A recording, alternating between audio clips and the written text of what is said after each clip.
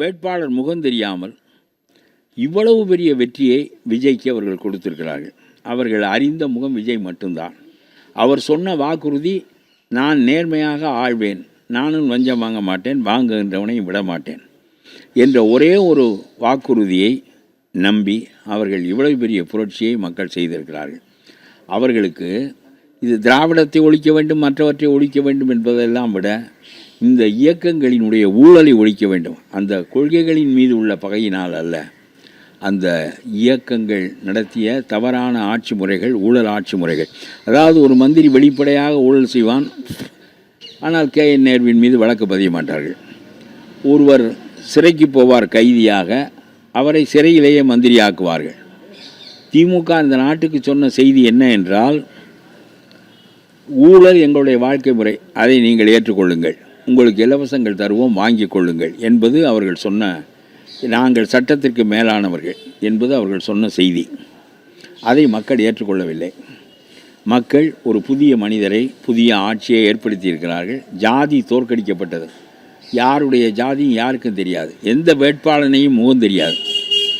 மதம் தோற்கடிக்கப்பட்டது, பணம் தோற்கடிக்கப்பட்டது, எல்லாவற்றையும் தோற்கடித்து விட்டு மக்கள் பெரிய புரட்சியை என்ன செய்தார்கள் என்றால், ஒரு நேரிய ஆட்சி வேண்டும் என்று அவர்கள் எதிர்பார்த்தார்கள். அந்த நேரிய ஆட்சியை கொடுப்பதாக முதலமைச்சரானவுடன் விஜய் வாக்குறுதி அளித்தார். நான் வரையிலும் விஜய் வெல்வார் என்று எதிர்பார்க்கவில்லை. இந்த பழைய மனிதர்களில் யாராவது தான் மறுபடியும் வருவார்கள் என்று தான் எதிர்பார்த்தேனே தவிர.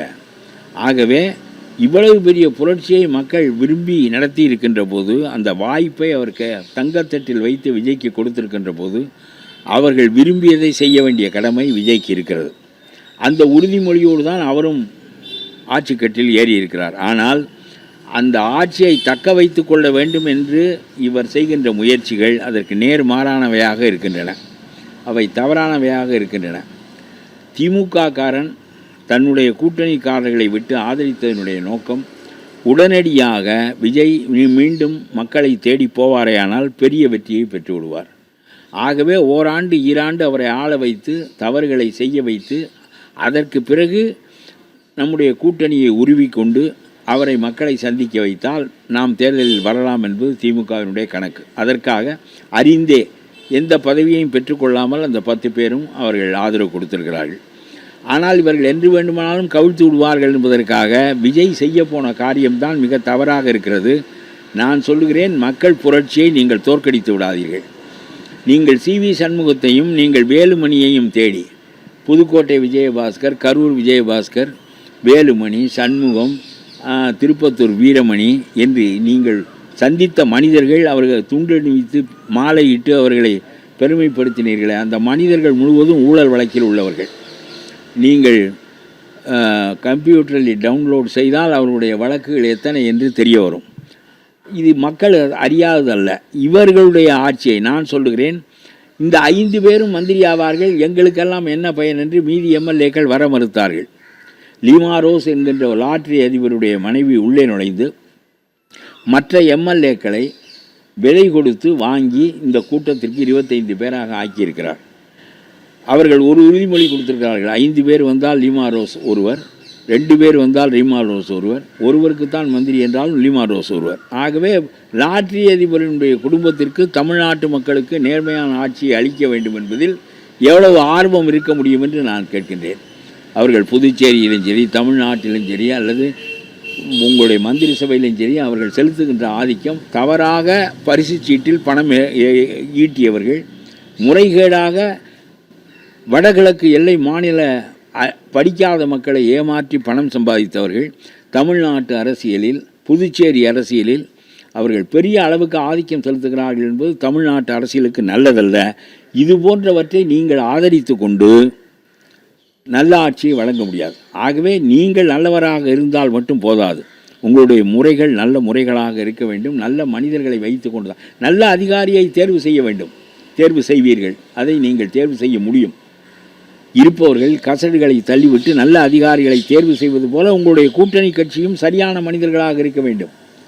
தவறான மனிதர்கள் என்று தெரிந்து, ஏற்கனவே அவன் கொள்ளையடித்ததில் நிகரற்ற கொள்ளையாளர்கள் என்று தெரிந்தும் அவர்களை மந்திரியாக நீங்கள் ஏற்படுத்தினால் அவர்களின் மீது உள்ள வழக்குகளை உங்களால் தொடர முடியுமா? அவர்கள் மீண்டும் கொள்ளையடிப்பதை உங்களால் தடுக்க முடியுமா? நீங்கள் அவர்கள் இடத்திற்கு போனது பெரிய தவறு அல்லவா? நீங்கள் போயிருக்காவிட்டால் மீதம் 15 பேர் சேர்ந்திருக்க மாட்டார்கள், அந்த 5 பேர் தான் இருப்பார்கள். முதலமைச்சரே இங்கே வருகிறார், ஆகவே அவர் எல்லாருக்கும் பதவி தருவார் என்று ஒரு 25 பேர் சேர்ந்திருக்கிறார்கள். ஆகவே ஒரு தவறான செயலை உங்களுடைய ஆட்சியின் 4வது நாளிலேயே செய்து விட்டீர்கள். ஆனால் அவர்களை நீங்கள் ஒதுக்கி வைப்பதின் மூலம்தான் இந்த நேரிய ஆட்சியை நீங்கள் தர முடியும். நேரிய ஆட்சி என்பது ராஜாஜி காலத்திற்கு பிறகு, ஓமந்தூரார் காலத்திற்கு பிறகு, குமாரசாமி ராஜா காலத்துக்கு பிறகு, காமராஜர் காலத்திற்கு பிறகு, அண்ணா குற்றமில்லாமல் ஆண்டவர், ஆனால் கொஞ்ச காலம்தான் ஆண்டார். பிறகு இந்த நாட்டு மக்கள் அறியவில்லை. இவ்வளவு பெரிய புரட்சியை மக்கள் செய்து நேரிய ஆட்சி வேண்டும் என்று சொல்லுகின்ற போது அந்த ஆட்சியை வழங்குவதற்கு நேர்மாறான முறையில் நீங்கள் தவறான மனிதர்களை அணைத்து கொண்டு அவர்களுடைய பின்புலத்தில் நீங்கள் நல்ல ஆட்சியை கொடுக்க முடியாது. ஆகவே நான் சொல்லுகிறேன், கவர்னர் வரையிலும் இத்தகைய மனிதர்களுக்கு பதவி பிரமாணம் செய்து வைக்க மறுக்க வேண்டும். அவன் கோர்ட்டுக்கு போகட்டும். யாராக இருந்தாலும் முதல் மந்திரி சொல்லுகிற மனிதர்களுக்கு பதவி பிரமாணம் செய்ய வேண்டும் என்று அவன் கோர்ட்டுக்கு போகட்டும். ஏன் தவறான மனிதர்களை தேர்வு செய்து கொண்டு வருகிறாய் என்று கவர்னர் கேட்க வேண்டும். சட்டம் இருக்கிறது இல்லை, அப்புறம் இருக்கட்டும், கோர்ட்டுக்கு போய் அதெல்லாம் பார்த்து கொள்ளலாம்.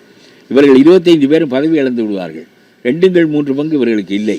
2வது, கொறடாவை தேர்வு செய்கிற அதிகாரம் அந்த கட்சியினுடைய தலைவருக்கு தான் இருக்கிறது. அது லெஜிஸ்லேட்டிவ் விங்குக்கு இல்லை. ஆகவே சபாநாயகரை முதலில் நீங்கள் அதிலேயே தவறு செய்து விட்டீர்கள். இவர்களையெல்லாம் பேச வைத்து இவர்களை வாக்களிக்க வைத்து இவர்களுடைய கொறடாவினுடைய உத்தரவுக்கு மாறாக உங்களுக்கு வாக்களித்திருக்கிறார்கள். இவர்கள் நேரிய ஆட்சியை விரும்பி உங்களுக்கு வாக்களிக்கவில்லை.